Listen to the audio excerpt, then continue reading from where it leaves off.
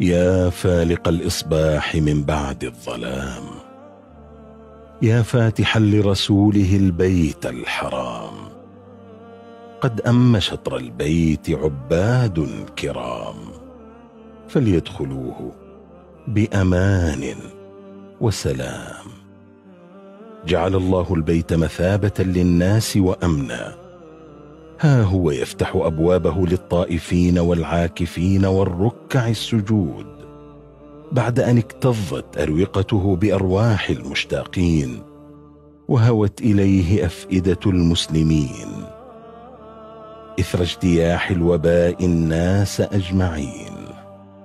تتزين لدخوله اليوم طلائع ضيوف الرحمن، يحفها الشوق وتملأ قلوبها السكينة. تتقدم نحو الكعبة الغراء، يردد الوادي والجبل صدى: لبيك اللهم لبيك. اشتاقت لهم أرض مكة بكعبتها وركنها، بزمزمها ومقامها، بكل ما فيها حتى نوح حمامها.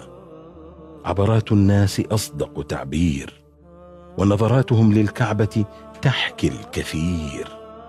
ارتفعت أكفهم بالدعاء، وعلت أصواتهم بالتكبير، مبتدئين شعائر العمرة بالطواف، متخذين من مقام إبراهيم مصلى، مستبشرين برحمة الله ورضوانه من بعد البلاء، كما استبشرت هاجر بزمزم غوثا من السماء.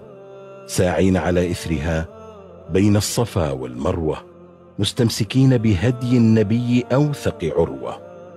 أضناهم الشوق والحنين حتى دخلوا المسجد الحرام آمنين، محلقين رؤوسهم ومقصرين لا يخافون، يرجون من الله ذلك النداء الخالد: ادخلوها بسلام آمنين.